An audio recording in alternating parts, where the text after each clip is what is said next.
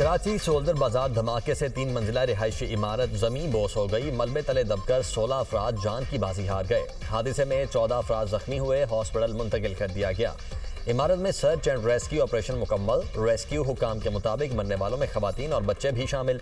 DG rescue की दुनिया news से खुसूसी गुफ्तगू। कहा, धमाका गैस सिलेंडर या कंप्रेसर से हुआ। जदीद आलात की मदद से लोहे को काट कर मलबा हटाया जा रहा है।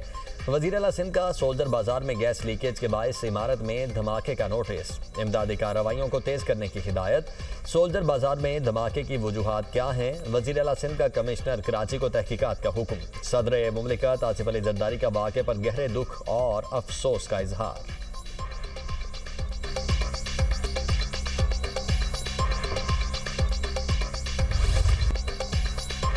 कराची सोल्जर बाजार में धमाके में मरने वालों के रिश्तेदार गम से निढाल। इमदादी टीमों के ताखीर से पहुंचने का शिकवा। जाँ बहक होने वालों के रिश्तेदारों का कहना है, इमदादी काम जल्द शुरू किया जाता तो कई जानें बच सकती थीं। इलाका मकीनों के मुताबिक धमाके की शिद्दत से आसपास की इमारतें भी लरस गईं।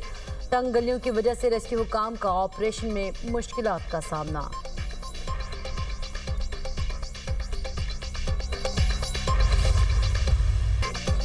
सोल्जर बाजार में इमारत गैस लीकेज धमाके के बाद गिरी। सहरी के वक्त सिलेंडर जलाने से इमारत में धमाका हुआ।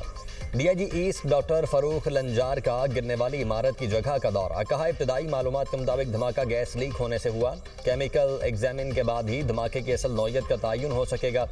मुतल्लिका महकमा बताएगा इमारत कानूनी थी या गैर कानूनी। जिम्मेदारान के खिलाफ कार्रवाई की जाएगी।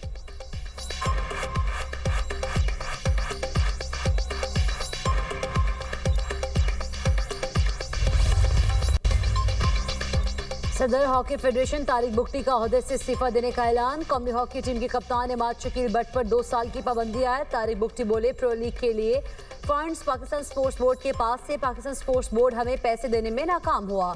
सारी मिसमैनेजमेंट स्पोर्ट्स बोर्ड की तरफ से थी। वज़ीर आज़म ने हॉकी के लिए 25 करोड़ रुपए जारी किए। वज़ीर आज़म फील्ड मार्शल से दरख्वास्त है कि एक कमेटी बनाई जाए। सोशल मीडिया पर अफवाहें फैलाई गईं और चीज़ें सामने आई। कौमी हॉकी टीम के कप्तान ने पाकिस्तान वापसी पर शिकायत के अंबार लगाए थे।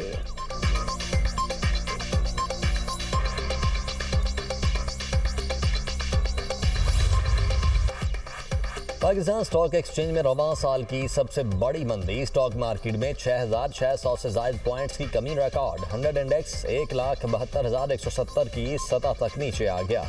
गुज़श्ता रोज 100 इंडेक्स 1,78,853 पॉइंट्स पर बंद हुआ था।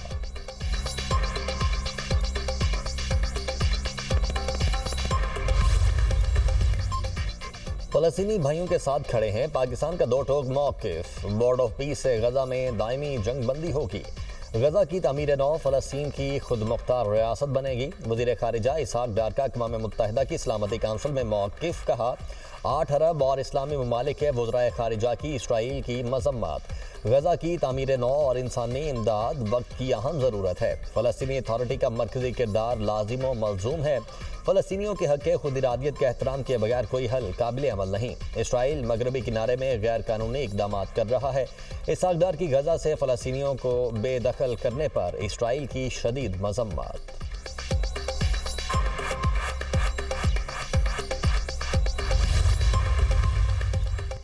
नायब वज़ीर आज़म और वज़ीर ख़ारिजा इसहाक़ डार की न्यूयॉर्क में मुलाकातें। मिस्री वज़ीर ख़ारिजा बदर अब्दुलाती से मिले। 2 तरफ़ा ताल्लुकात और मुख्तलिफ शोबों में जारी ताउन पर इत्मीनान का इजहार।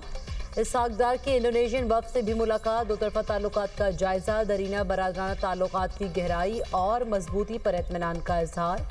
बैनुल-अक़वामी कानून और अक़वाम मुत्तहिदा की करारदादों के मुताबिक फ़लस्तीन में मुनसिफ़ाना, पायदार और जामे अमन के लिए करीबी ताउन पर इत्तफ़ाक़।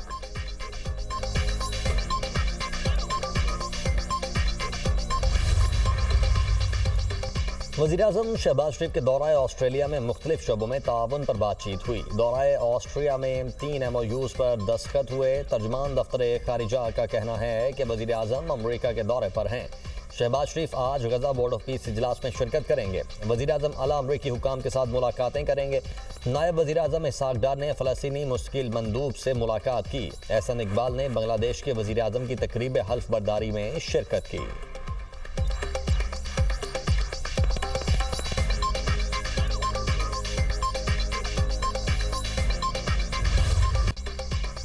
अमेरिका रवां हफ्ते के आखिर तक ईरान पर हमला कर सकता है। अमेरिकी मीडिया का दावा, कहा सदर ट्रंप ने इस बारे में अभी तक हतमी फैसला नहीं किया। ईरान के खिलाफ कार्रवाई की मनसूबाबंदी पर काफ़ी वक्त सर्व किया जा रहा है। अमेरिका मुख्तलिफ अस्करी और सियासी पहलुओं का जायजा भी ले रहा है। अमेरिकी फौजी एहलकार अपनी तैयारियां मुकम्मल कर चुके हैं और खत्े में किसी भी हंगामी कार्रवाई के लिए अलर्ट है। ईरान पर मुमकिन अमेरिकी हमले के खदशे के पेश नज़र इसराइल में सिक्योरिटी हाई अलर्ट, शहरियों को बंकर से करीब रहने की हिदायत कर दी गई है।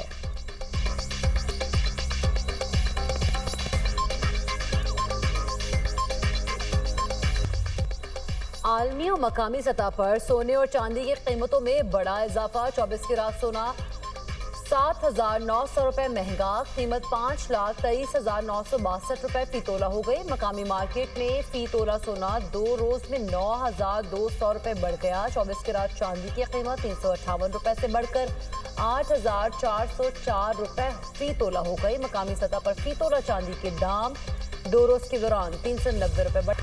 सऊदी अरब हमारा अहम स्ट्रेटेजिक शराकतदार है। रूसी वज़ीर खारिजा सरगई लारोफ की अरब मीडिया से गुफ्तगू, कहा मुझे सऊदी दारुल हुकूमत रियाज बहुत पसंद है।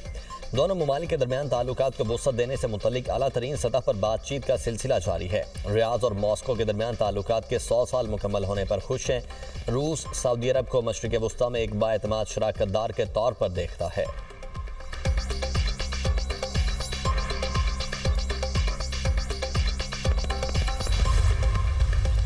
पाकिस्तान स्टॉक एक्सचेंज में रवां साल की सबसे बड़ी मंदी। स्टॉक मार्केट में 6,600 से ज़ायद पॉइंट्स की कमी रिकॉर्ड। 100 इंडेक्स 1,72,170 की सतह तक नीचे आ गया। गुज़श्ता रोज़ 100 इंडेक्स 1,78,853 पॉइंट्स पर बंद हुआ था।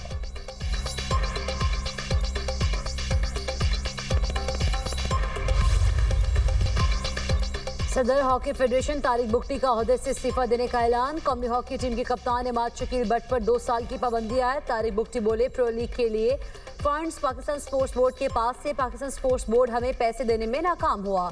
सारी मिस मैनेजमेंट स्पोर्ट्स बोर्ड की तरफ से थी। वज़ीर आज़म ने हॉकी के लिए 25 करोड़ रुपए जारी किए। वज़ीर आज़म और फील्ड मार्शल से दरख्वास्त है कि एक कमेटी बनाई जाए। सोशल मीडिया पर अफवाहें फैलाई गई और चीज़ें सामने आई। कौमी हॉकी टीम के कप्तान ने पाकिस्तान वापसी पर शिकायत के अंबार लगाए थे।